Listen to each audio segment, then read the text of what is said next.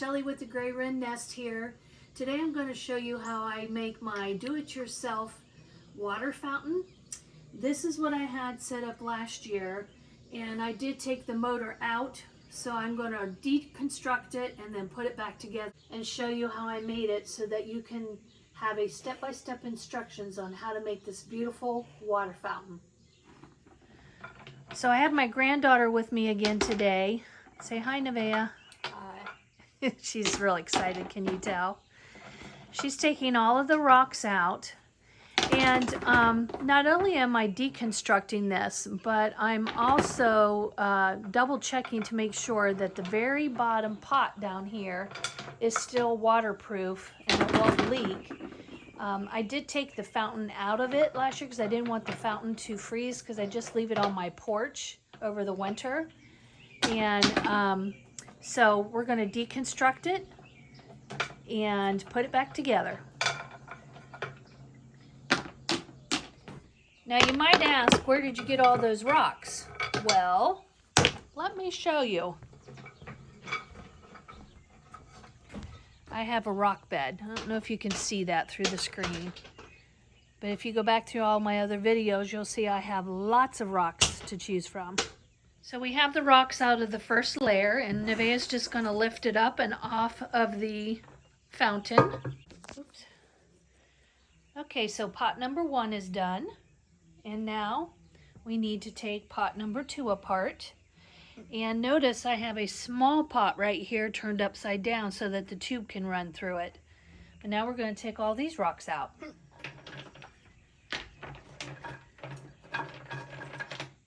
Now you don't really need to have rocks in this, but I think it makes a nice decorative touch. You can just have water. So now the next layer is cleared out of rocks. And notice that pot that's turned upside down. You'll see that below that pot, I tried to make it waterproof, water leak proof, but I found quickly that there was no need to do that, and I stopped wasting my time because my fountain will have to run 24/7, because if you don't, then the algae builds up. So once I get the pot running, it just runs continual, and I spent less time trying to make it waterproof at the top layer and the middle layer. But my goal is to make the bottom, very bottom pot right here, waterproof. Okay, so now Nevaeh's going to lift this one up for me and just sit it right over here with the other pots. And this is what's left. And underneath that pot, we're going to make sure that the hole in the bottom of the big pot is secure and waterproof. And then we're going to set the motor back in and put it up through this little pot right here. We want the tube to go up through here, and the motor will sit underneath this pot. Okay, so I'm just going to do a water test. So I'm just putting some water in the bottom of this, just enough to cover the bottom. And we're going to see if it leaks out. Our goal, of course, is that it doesn't leak, because we want this basin to at least hold water. Okay, so the water looks like it's staying in, but Nevaeh's going to pick it up just to see. Yep, it's clear. There's no water leaking. Yay! So now is the time to center the bottom pot, because once we fill this up, there's no moving it. So Nevaeh is... I wouldn't drag it. I would pick it up just a little, because you don't want any of the sealant to drag off. Just up and over to the left, just like maybe an inch. Yes, that looks good. Okay, so now we're going to put our fountain pump back inside, and this is the pump that I purchased.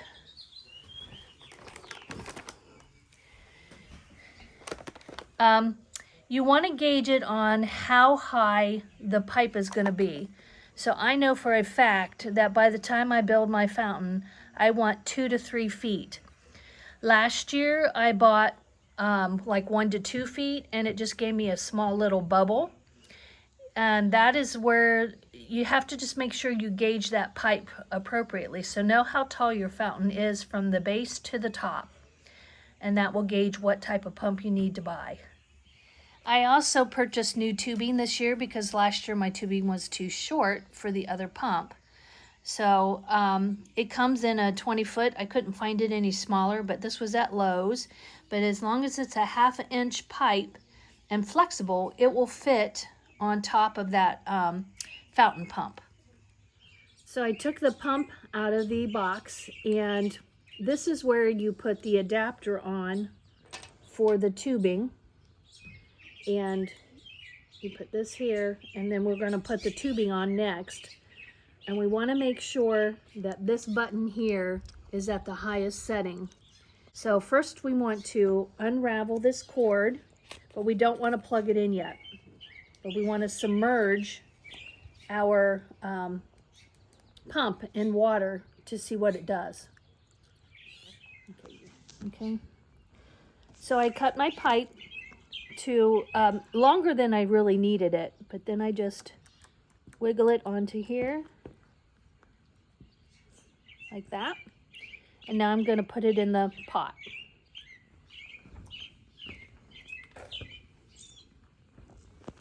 I want my cord to hang out the back of the pot. And since my my plug is that direction, I'm going to make sure that this is more over to this direction. And before I start covering this up with water, I'm also going to want to make sure my cord reaches.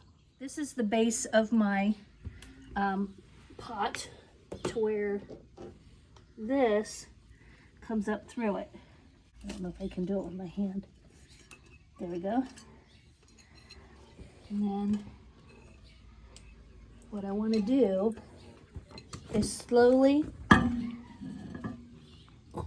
set it on here. But I want to get water in there first. Okay, so we're going to practice before we start covering things up. You can So next what I want to do is put water and submerge the pump.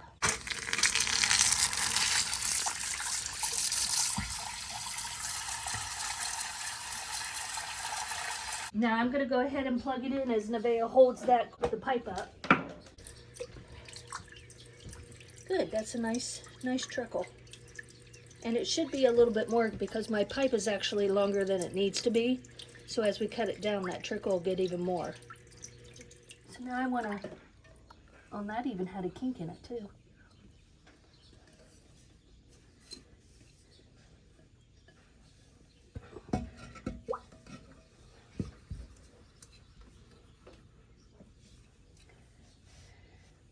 I think it's on there good. Mm-hmm. And I'm surprised my pot sits so nicely in there because the cord is actually going underneath that pot, but it seems to work. I think it floats just enough. Plug it back in one more time just to be sure. Okay, so we're going to test it one more time before we start building. Yeah. Okay. So Nevaeh's fishing the tubing through. And she's being careful not to pull it too hard. And then I'll help her here. Okay, don't pull too hard. I'm not gonna pull too hard. And then she's gonna set it evenly.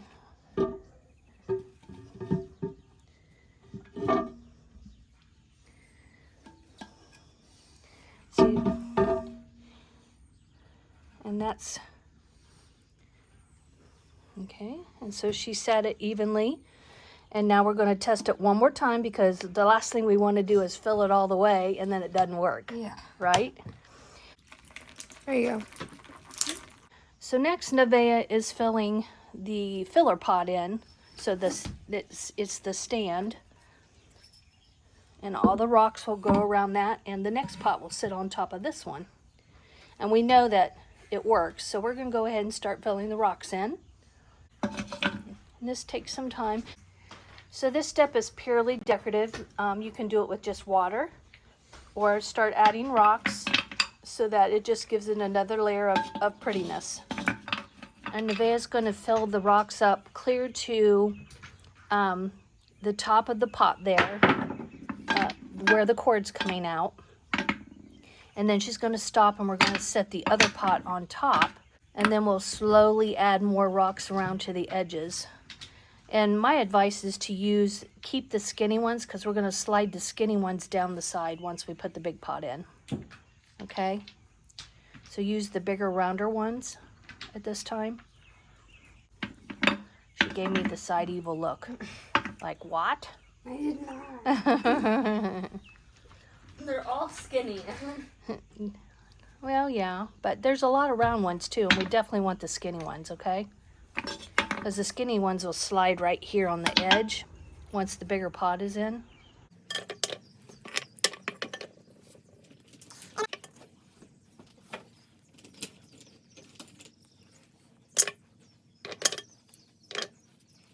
So now Nevaeh's putting the last level on, just like she did before. Now notice, last year I tried to make these all waterproof, these 2 layers, and it just was a waste of my time. So I didn't even test them this year. I didn't bother. Knowing the tube was going up through the center, it was very hard to get them waterproof. And it's not kinked, right? And the label is in the front? Mm-hmm. Okay. So I think we should test it again. Ready? Mm-hmm. Awesome. So now we're going to set our big rocks in and hold this tube upright.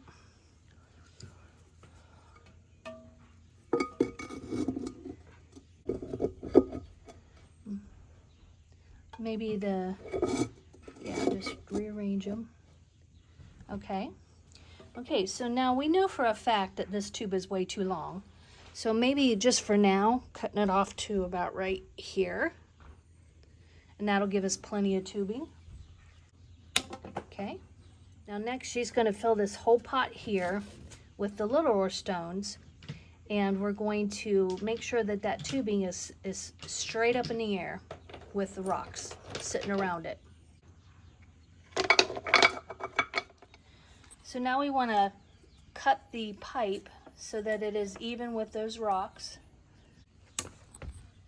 Okay, so it just barely comes up over those rocks. Also note how we mounded the rocks up. That's so that the water goes up and over the rocks and then slides down over the pot. And we'll probably have to adjust the rocks so that happens. So next I want to fill this with water.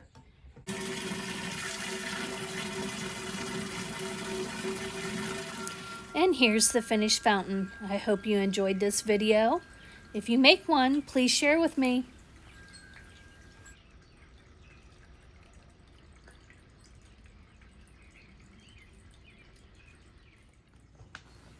Don't forget to like and subscribe, and we'll see you in the next video.